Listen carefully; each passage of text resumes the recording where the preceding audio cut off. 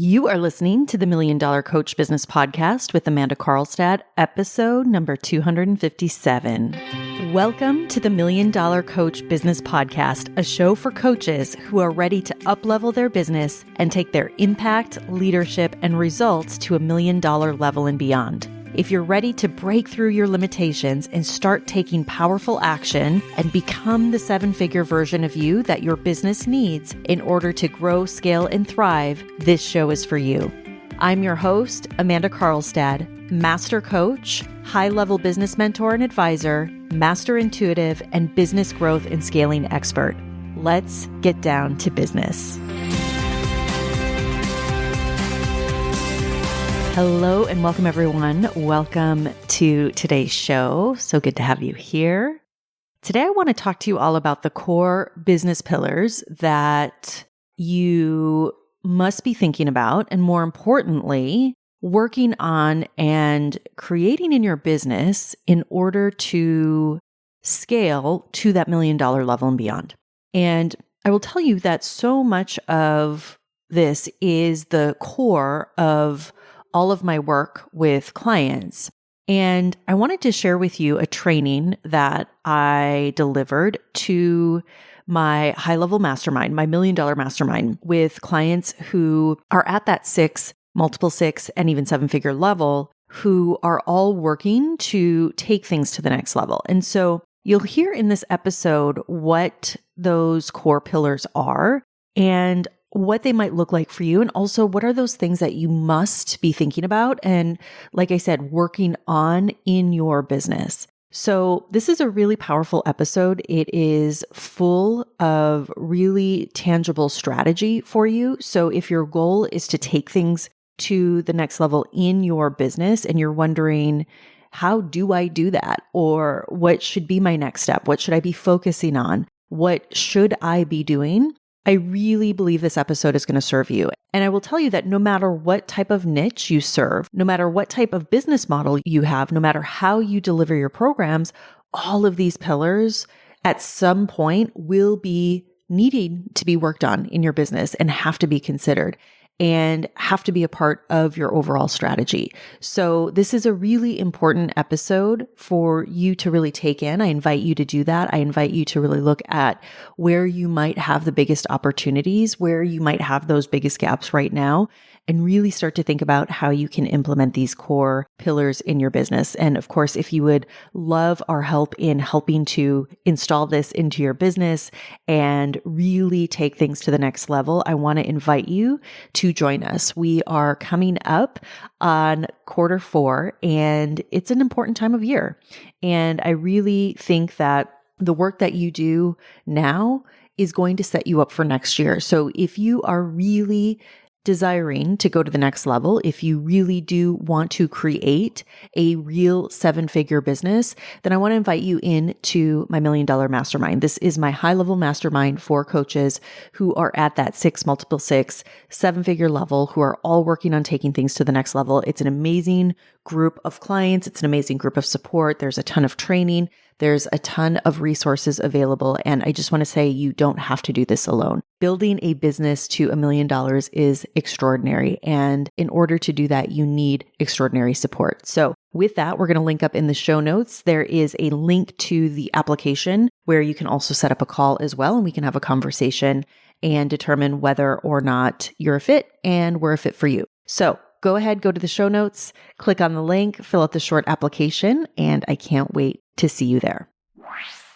Let's talk about $1 million business pillars. We're going to cover what are they, why they're important, and I want all of you to really assess where you are right now. To start off with, you might be wondering, why are they important? Why do they matter? And what I found is that unless we have these pillars working, unless we have these pillars clear, unless they are in place in the business, it's going to cause a rocky foundation. Okay. So for you to grow from where you are right now to go to that next level is going to require that we have these pillars working in your business. Okay. something really important with them is that for you to all really be thinking about with these is that they are what is going to serve as your blueprint as to your next level of growth. Okay. So these pillars and the foundation of scale that we're going to get into next is really your blueprint on what to do, where to focus, and where to put your energy, your time, all of that. That's really, really important for all of you to understand. Okay. So let's dive into the pillars. The first one, and we all know this, right, is your mindset. And I'm going to dive in depth into each of these here in a minute. But the first one is your mindset, because nothing else will work if that is not coming from a clean place, right? The second pillar is your, what I call your $1 million vision and your strategy. Okay. We have to have a bigger vision. We have to have that expanded vision to know where we're going. And we have to be able to have the strategy that will actually take your business there, right? We can't get to $1 million or whatever that number is for you if we don't have that solid strategy we're working with. Okay. Number 3 is your $1 million business foundation. Now, this one's a big one, and we're going to spend some time on this one. And what I mean by this is all of the things like your offer, your what I call your level 10 client that we're going to talk about, positioning, all of those foundational elements are really, really important. Okay. Pillar number 4 is your marketing and sales system. And notice I use the word system here, not just marketing sales, but a system. Okay. Super, super important. Number 5 is your operations and your team. A lot of you are experiencing right now with your growth how important having support, having team is. Okay. And then 6, what we don't do a lot of talking about, but it's the financial part of it and how we look at money and how we look at profit and how we look at the money side of things in the business. Let's just dive right into mindset. So your mindset is going to drive every other pillar. Okay. Your mindset is what will ultimately determine the level of result that you create. Okay. So I think a lot of times in the process of growing a business, and I like to call it, it's like a dance, right? Where there are, I feel like seasons in the business where you are having to do that deep introspective, that deep inner work where you're maybe needing to be coached, right? On the mindset, heavy on the mindset. Maybe there's a block, maybe there's something happening, right? That you're having a hard time getting beyond. And there's other times where I find you have to be kind of just in execution mode, right? You kind of have to just be in that implementation where maybe you're not fully focused on the mindset, right? Because you kind of ebb and flow, I find, in and out of that, depending on what's happening. But at the end of the day, we always want to be looking and approaching everything we're doing from that clean place, from that $1 million mindset. Okay. Now, let's talk about your $1 million vision and strategy. So this is really important for all of you because a lot of times I see in this process that it's very easy to fall into just looking at the short term and being really focused on the next month, being focused on the current month, being focused on just what's right here, right now. And while that's super important, we also have to be thinking ahead. We have to be thinking beyond our current level. We have to be thinking about that vision that ultimately drives what it is that we're doing right now. Okay. Having that end destination. I'm going to challenge all of you here in this process to expand your end destination and what is possible for you. The vision and strategy is going to give you the what, and it's also going to give you the how, which is super important, right? And I always talk about what I encourage you all to remember is this is about your impact, right? The impact with your work. It's the movement that you want to create. It's like, what do you want to be known for in the industry? This is what drives, this is what makes up that vision, and then that strategy to help you do that. Okay. Okay. The foundation. Here are some musts. We have to have an offer that people want to buy. We have to have an offer that is irresistible. We have to have an offer that you are so excited to deliver, that you are so excited to sell. We also have to be selling that and speaking to what I call your level 10 client. Now, this probably goes contrary to what a lot of people in the industry talk about when it comes to ideal client. And I've been thinking a lot about this, but the more that I look at things, the more I find evidence that this is true. So often we talk about people not being our ideal clients, right? We talk about certain people that might come through, whatever that looks like, and they might not be your ideal client. And while they might not be right now, I want to encourage you all to consider that maybe they actually are. They're just in a different phase of their journey. Okay. So there is a spectrum of your client that you will be talking to, that you have coming in to your business. And what I want to encourage you to do is think about who is that client at that level 10 that is the furthest along in that process, that has maybe done certain things, right, to get them to that point, that has maybe worked on their mindset to a degree, right, that has maybe tried certain things in their life, tried certain ways to solve their problem. And we want to speak to those level 10, 10 being the highest, right? So if we have a spectrum of like 0 to 10, right? So someone coming in would have that more advanced way of thinking, right? They've maybe experienced, they have a little bit more experience than somebody at a level 0 or 1. Okay. Now, why do I want you to do that? Let me explain. Your people at level 0 or level 1 aspire to be level 10, right? So even if they are starting out and they haven't maybe done a whole lot of work or haven't been exposed, they don't really understand everything that a level 10 client might understand, that's okay. What I want to encourage you all to do is speak to that level 10, create your content to your level 10, because your level 0, 1, 2, 3, 4, 5, all of the other levels below that are looking at that as their destination. Does that make sense? This is really powerful. Marketing and sales, there has to be a system at this level, okay?